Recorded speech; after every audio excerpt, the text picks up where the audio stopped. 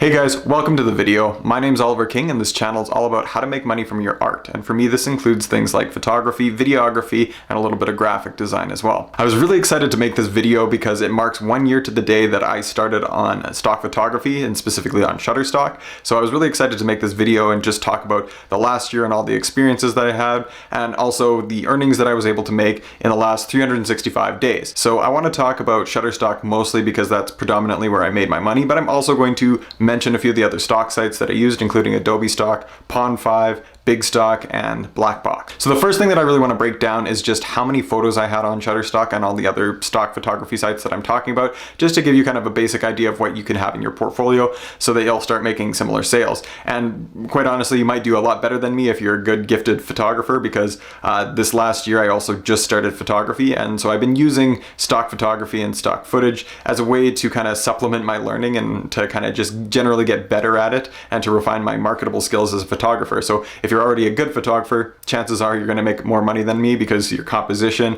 your lighting, and all your techniques are going to be superior to my own. But since I'm a beginner, it's kind of an interesting perspective, because if you're thinking about getting into something like this, it's a good benchmark for where you can start to where you can end up. So on Shutterstock, I have about 450 images uploaded right now, and that includes about 20 vectors and about 430 images so far.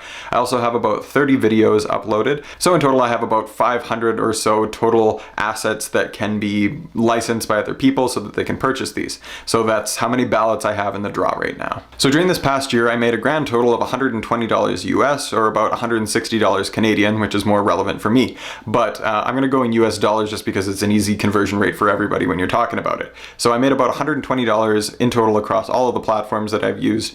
And so that averages about $10 a month. Now my best month so far in the last year was $50, in which case I sold a video and a lot of images at the same time, and that was last month in May. And that makes a lot of sense because, you know, if we're going by getting better every month and you're doing something that's cumulative, naturally the most recent month is going to be the one that I make the most sales in, which is good. Looking forward, it means that as I slowly increase and slowly add to my portfolios, I can expect a greater return on my time investment into this. On Shutterstock, I made about 70% of my revenue. It's 70% of $120. So it's around the $85 to $86 mark. So this is the grand total that I made on Shutterstock during the last year.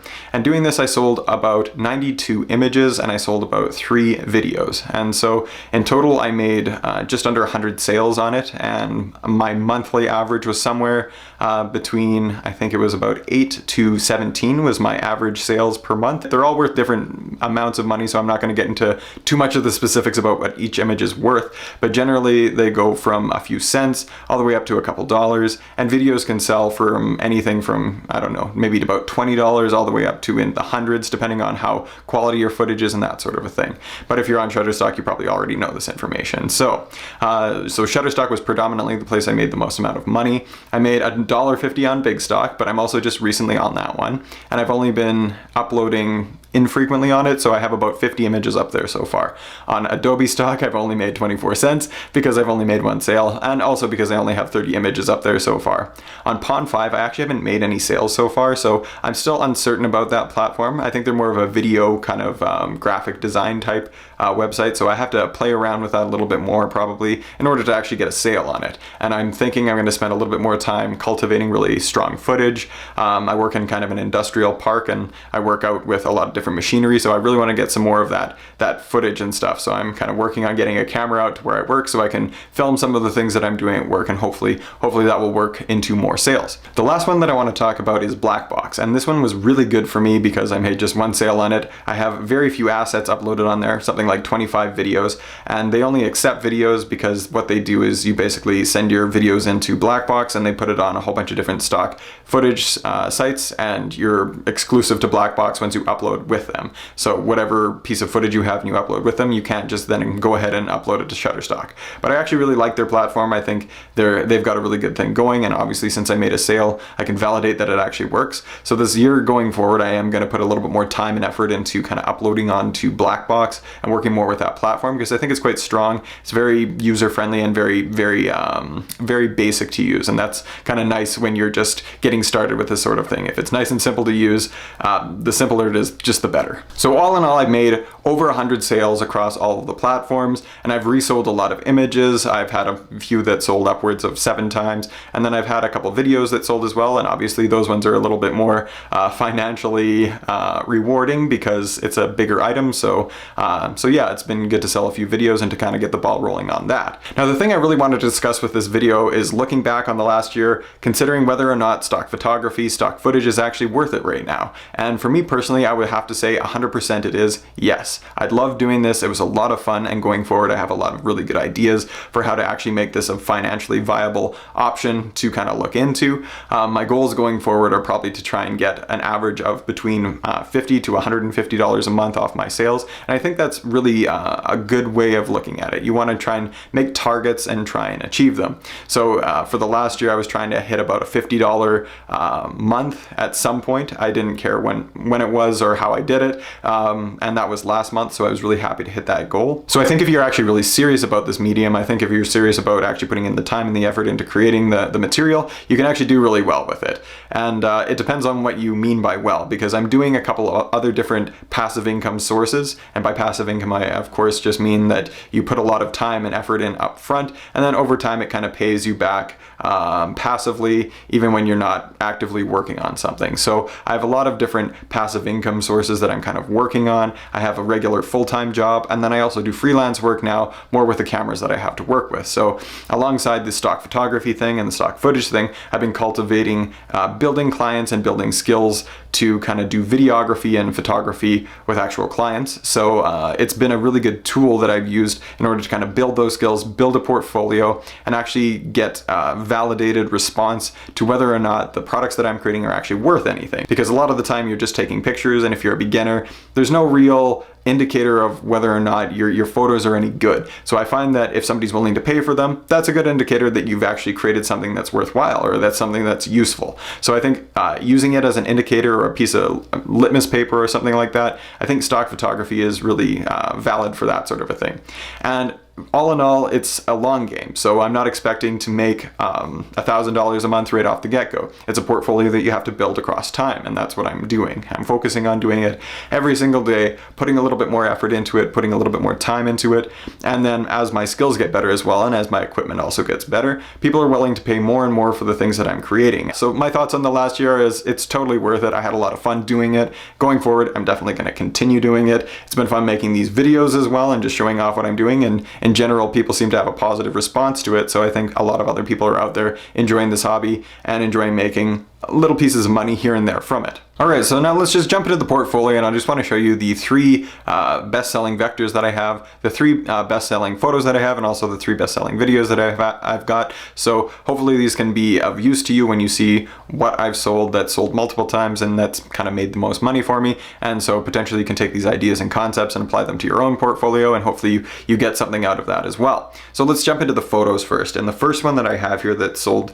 the most by far, and this is on different platforms as well, I've sold it on Adobe Stock, Big Stock, and Shutterstock, is just a long exposure of patio lights. And you've probably seen this in one of my other videos if you've watched it, but this one continues to sell regularly. So if you have access to a nice backyard or a nice patio area, take some long exposures of it because they come out looking very nice if you have a couple chairs, and apparently they're very useful to a lot of people. And then the next one that I sold quite a few times also was just a few Easter eggs on some construction paper. And this was just a basic little flat lay that I did, and so these were just Easter eggs on spoons, primary colors, very simple layout. There's room for text should somebody want to put that in there. And so this one sold quite a few times just around the Easter time, so more holiday oriented things tend to work out a little bit better if you have good quality images to use. So the next one is just a picture I took over at a friend's house during a barbecue, and it was just a dog poking its head through their deck. Again, you might have seen this one in my other video, but it continues to sell quite frequently. I think it's sold approximately 6 times so far as well, and it's just been for the lowest licensing rate, so it hasn't made as much money, but it sold quite frequently. So I'm really happy with that picture because I just shot it on a smartphone. It was a very basic shot and it turned out fairly well. So moving on now to the 3 best vectors that I've sold so far, and I've only uploaded about 25 vectors because I'm new to creating these, but I just wanted to share these with you in case you wanted some ideas. All of the ones I've sold so far are kind of in the same, cut from the same cloth, and so they've all been around CBD oil, so cannabidiol oil. I just had been practicing trying to make some sort of vectors, and this was popular in the news at the time, so I noticed that some of my other photos of marijuana stores around Canada during legalization period, I noticed that these were selling quite frequently, so I was like, maybe if I create some vectors around the same concept, they'll actually do well, and I was right. Some of them sold right off the bat, and so I sold a couple little background type images of cannabidiol oil or CBD oil and a couple little logo type items. And then the other one that I sold was just a couple vectors that were a stove and a old-fashioned water pump, and I was creating these vectors anyways for a plumber that I know so that they could use them on their business card. So the whole concept was just heating and plumbing, so I just wanted to create something for them so that they could use it on their business card, and it turned out fairly well, so I decided to just post it on Shutterstock as well so that other people could use it,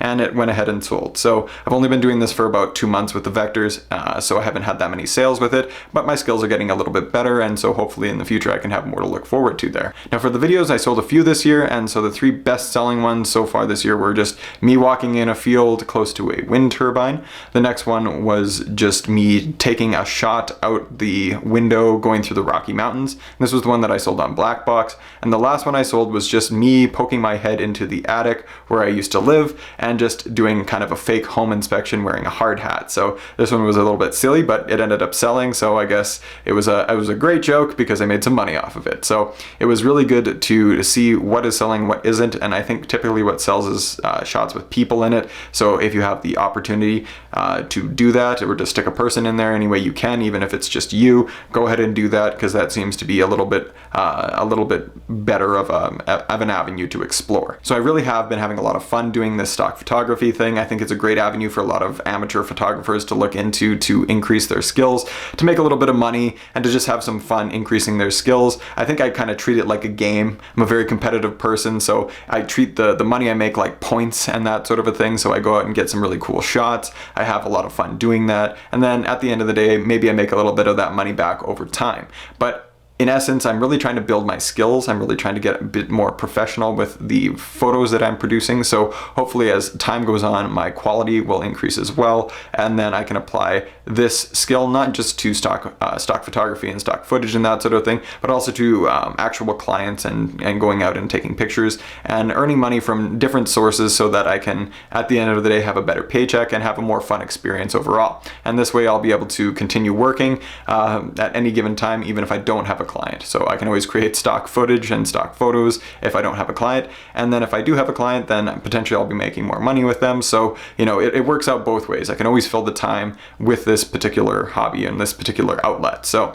I've had a lot of fun doing this year, and I plan to do it full bore for the next year, and I think I have a strategy that's going to be a little bit better financially, because this year was, I wouldn't say it was disappointing, but it was probably lower than most people would want if they were going out to sink this much time into something. So my plan going forward is a little bit more strategic, and I'll be hopefully sharing a lot of those tips with you and what I'm planning to do. So I hope you're having fun doing the stock photography thing as well. I had a lot of fun doing it. I'll catch you in the next video, and I'll hopefully keep updating you on how I'm doing with things, and hopefully you can peel from those strategies and use them yourself. So thanks for watching. I hope you enjoyed the video, and I'll see you in the next one.